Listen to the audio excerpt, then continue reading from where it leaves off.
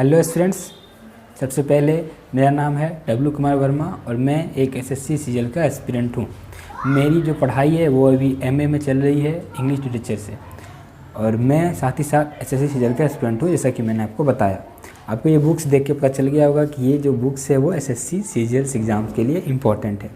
तो आज हम इस वीडियो में क्या देखने वाले हैं ये हम आपको पहले बता देते हैं। उससे पहले मैं धन्यवाद करना चाहता हूँ अंकित भैया का, जो कि मोटिवेशनल फैक्ट्री जो इस चैनल पे ये वीडियो आ रहा है, उन्होंने मुझे इंस्पायर किया वीडियो बनाने के लिए।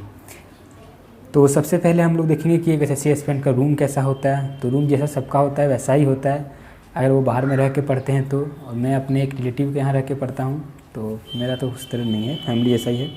ठीक है, तो ये कुछ इंपॉर्टेंट्स बुक्स हैं जो सभी को जानते होंगे इस बुक्स के बारे में।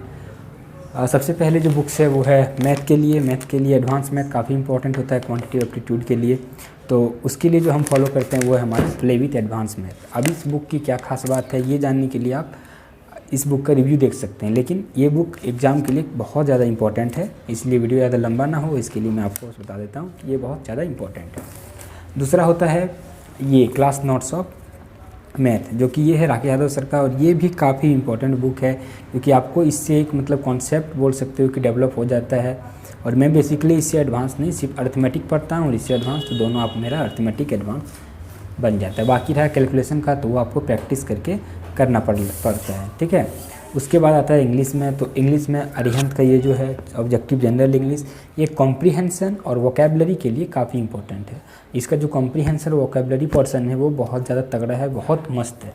मतलब आप पढ़ेंगे तो आपको लगेगा कि मतलब इन्जॉय करके पढ़ रहे हैं, क्योंकि मैं आपको ऑनवर्ड सब्स्टिट्यूशन का बताता हूँ। सारे ऑनवर्ड सब्स्टिट्यूशन जो है वो एक मतलब पार्ट बाय पार्ट अलग करके रखे हुए हैं, जिससे रिलेटेड टू मतलब सेंटर जहाँ पे लोग रहते हैं उसको क्या बोलते हैं, तो इस वो सारे को एक अलग करके रखा हुआ है।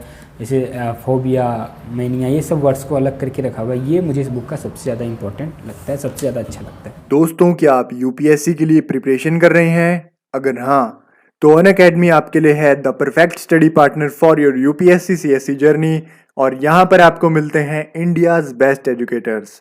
और दोस्तों, अगर आप हमारा कोड MFYT10 यूज करके साइन अप करते हैं अनअकैडमी पर, तो आपको मिलता है 10% का इंस्टेंट डिस्काउंट।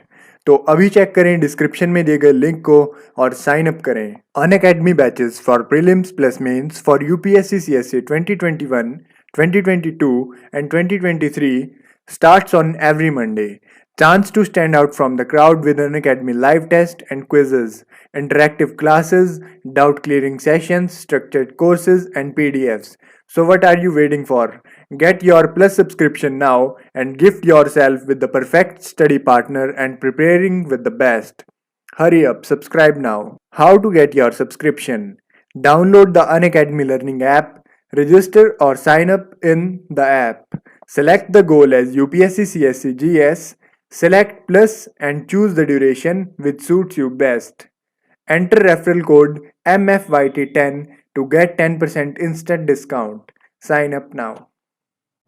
वोकेबलरी, उसके बाद ग्रामर के लिए सभी को फॉलो करते हैं तो पैरामत, ये English for general competition, KD campus publication का, नीतू मैम का, ये सभी को फॉलो करते होंगे, आपको पता होगा। ये दोनों बुक बहुत फेमस है, तो ये दोनों बुक हैं। और बीच में ही मैं आपको बता देता हूँ कि बुक जब भी फॉलो करिएगा स्टैंडर्ड बुक ही फॉलो करिएगा, नहीं तो बहुत पछताएंगे लाइफ में। मेरा 1 साल हो गया, अभी मेरा मार्क्स 110, 20 इतना ही आता है प्रीलिम्स में। इसका सबसे बड़ा कारण है मेरा टेस्ट सीरीज और बुक्स। मैंने बुक्स शुरू में ऐसे बुक्स को फॉलो कर लिया था जो मतलब दुकान, क्योंकि सबको पता नहीं होता है ना मोटिवेट, उस टाइम तो कोई आता नहीं था मैं बताने के लिए, उतना बहुत कम होते थे। तो इसलिए उस टाइम मैंने जो बुक्स पढ़े थे उससे ना क्वेश्चंस बनते थे ना अच्छे से कॉन्सेप्ट थे। फिर से मतलब मुझे बोल सकते हो 3-4 महीने से मैं तैयारी कर रहा हूँ स्टैंडर्ड बुक्स के साथ। उस टाइम भी मैंने कुछ बुक्स उसमें पढ़े थे, लेकिन ज़्यादा ध्यान मैंने उस बुक्स पे दिया था जो कि उस टाइम फेमस थे। वो 2014-15 उस टाइम फेमस थे वो सब बुक्स पे।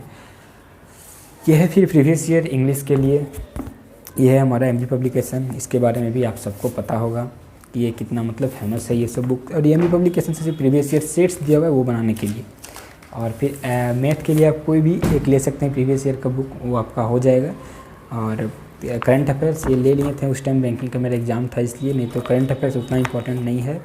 हम लोग के एग्ज़ाम से इंपॉर्टेंट है, तो उसका आप ये कर सकते हैं कि आप वीडियो जो यूट्यूब पे है वो आप देख लीजिए, किसी भी बस यूट्यूब पे आप जाके सर्च करिए मंथ टू मंथ का, ताकि आपको ज़्यादा टाइम इन्वेस्ट नहीं करना पड़े, क्योंकि जीएस में हमारा मात्र 50 मार्क्स का होता है। उसमें हम करंट अफेयर्स को टाइम दें, पॉलिटी को दें, जीएस को दें, बायोलॉजी, केमिस्ट्री, फिजिक्स, स्टैटिक, इन सभी को देने से अच्छा है उनकी जो इम्पोर्टेंट टॉपिक है उसे ही बस पढ़ लें, ताकि जीएस में आपके मार्क्स आ जाए। नहीं तो आप कितना भी पढ़ेंगे कहीं से भी क्वेश्चन पूछ लेगा।